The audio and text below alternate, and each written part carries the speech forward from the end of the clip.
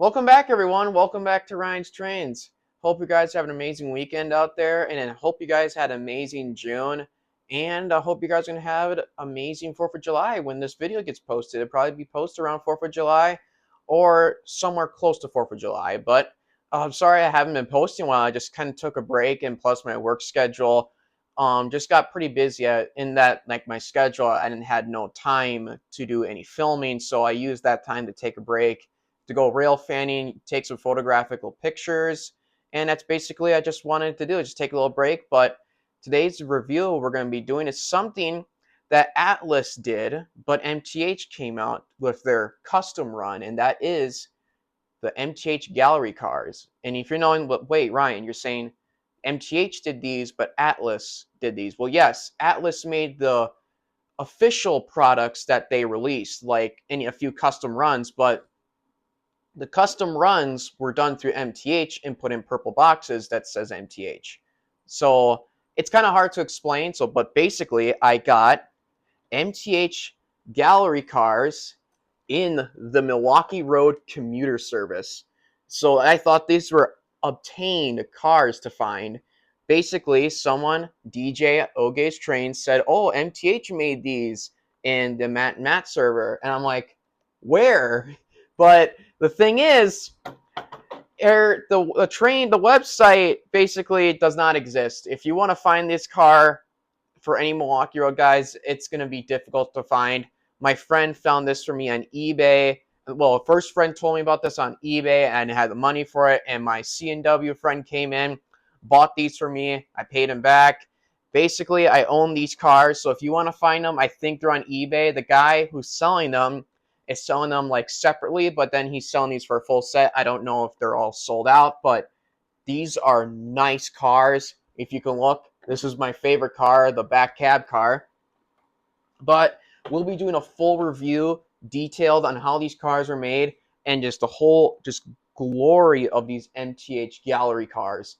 And I thought these would be like hard to find. I thought no company would never do these, but I'm glad some train store wanted these done and they showed up on eBay. So this is very exciting. So let's get on to the history of these amazing cars, and then we'll do the details. And then I'll show you guys some timetables from these trains that ran in Chicago and came through Wisconsin through a bit. And I'll be showing those, and those timetables were gifted from my friend who got me these cars. You know who you are out there. Big thanks to you. And I'm just very excited to show you guys this train. But sadly for this video, I do not have the Milwaukee Road I think E8s or E9s that pulled these commuter services. But I did found a picture of a GP9 pulling these cars out of Chicago, or is it Milwaukee pulling these cars? So basically, I'll be using my Milwaukee Road 208 to be running these cars. And this will kind of suit well for me to run this train with my GP9, because I'm not going to be in the rush to find the E8s that is in the Union Pacific scheme, but that says Milwaukee Road. So basically, I'm not in the rush to find that. If I ever find it, just the legacy version or MTH version, I'll just buy that. I don't know if I'll buy the AB sets like of the both engines, but if I do, I will. But right now, I'm kind of suited fine with the Milwaukee Road GP9. So sorry for yapping so much. Let's get on to the review of this amazing train. The Gallery car is a bi-level rail car originally created by the Pullman Railroad Company as Pullman's Gallery car.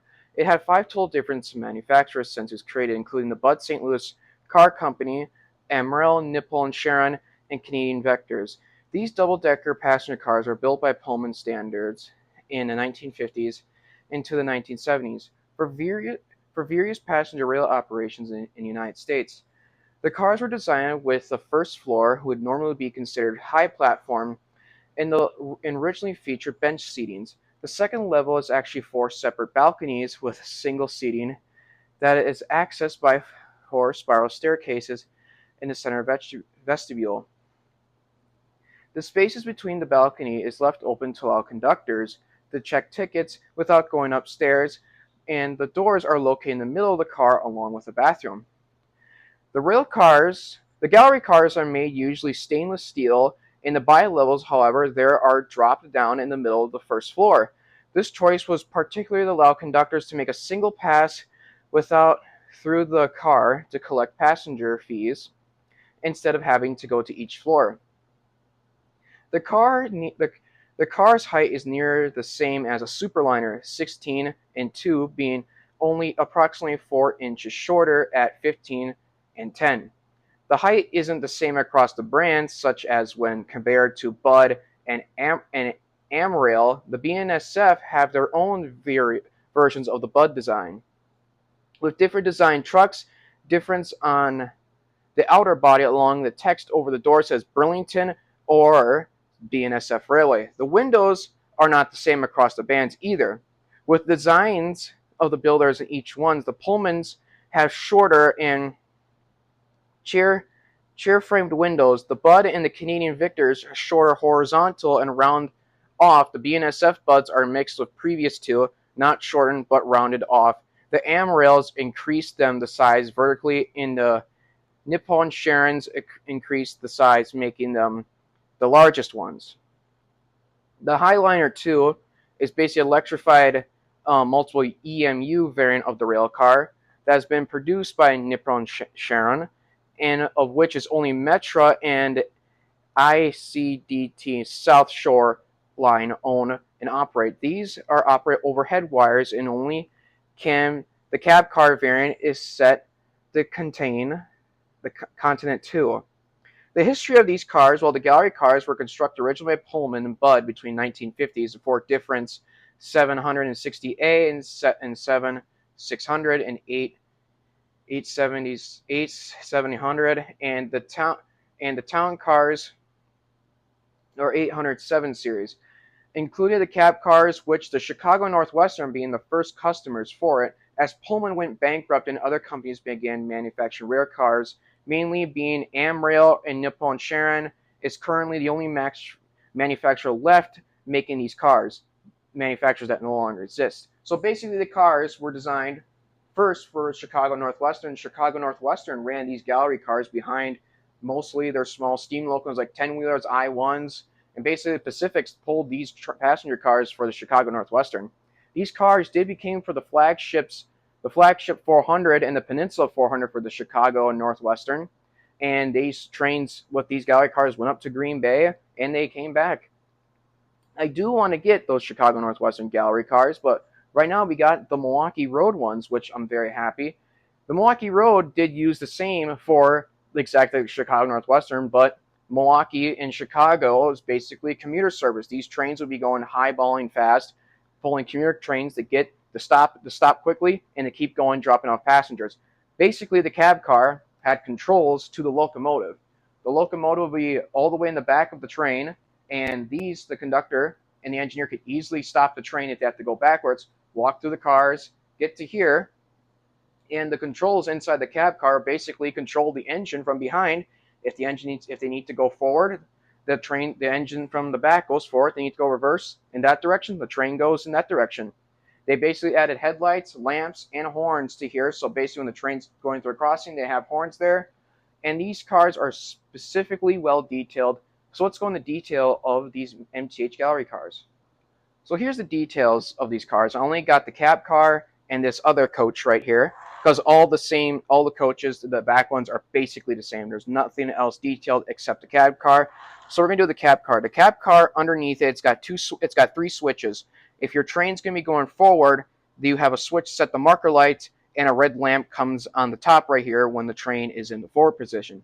If you want the train to be going reverse, if you have your diesel pushing this train reverse, you switch the lights here, the marker lights turn off, and the headlights come on. So basically, the train is going that direction. And I'll be showing you guys that whole direction sequence. So basically, if we're going to flip it over, right here is the 2 switches. You want to flip the switches for these cars like that, and there you go. We're not going to probably set the cars right, but so now we're going to move the cab car out of the way, and now let's just show you the regular bi-level coach right here. These doors do open, but they're pretty finicky, so I like to keep the doors closed. You got actual figures, you got actual people in there for each car. It's basically the same in each of the cars, all silver, all Milwaukee Road. Lights do come on. The lights are very nice in this car. The detail is amazing. So if any Milwaukee Road guys, you want to get this car, you better act fast, because I don't know if they're still out there.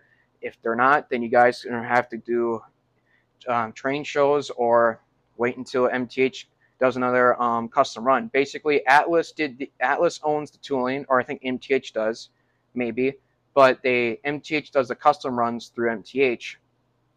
So basically, these cars are very detailed, roll nice. You may have to oil them, but overall, these cars are very nice. So we'll be running these cars with the Milwaukee Road 208. So let's set this train up and let's have a nice running session of these passenger cars. But here is the timetables that my friend gifted me since he volunteers at a railroad museum called the Mid-Continent Railroad Museum in North Freedom, Wisconsin, had these timetables at their gift shop. But no one wasn't buying these, what he told me, and they were going to be throwing these vintage railroad timetables out into the trash, which these Milwaukee Road ones right here. You can see there is the gallery cars and shows where these trains go. We have west, north, you see all of those, north again, and then we got west again. So basically, these timetables have been gifted to these trains for people to know where these trains are going to be going, or people waiting for the station to wait for their train.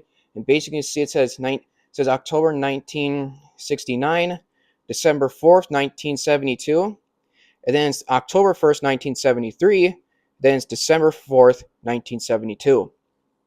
It's kind of cool. It has different dates and different years when these different timetables were released. But I just want to put that in there for you guys to see. So now let's cut on to the gallery cars running session.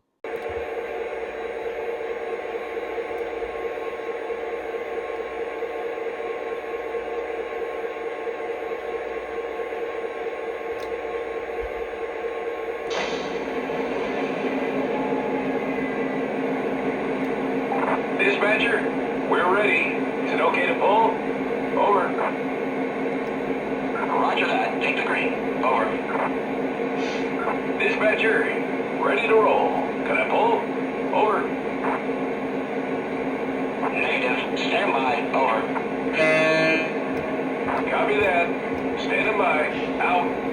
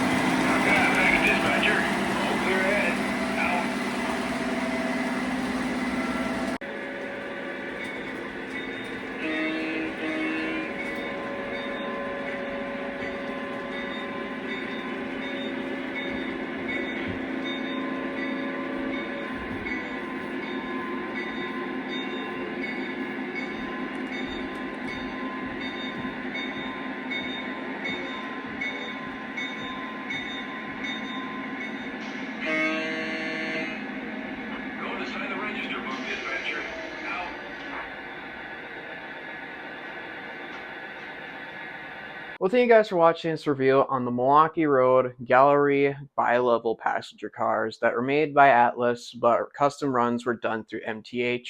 So I hope you guys enjoy this review of seeing this cab car in action with the Milwaukee Road Lionel Legacy 208. If you guys got any questions about these cars, feel free to send them down in the comments below.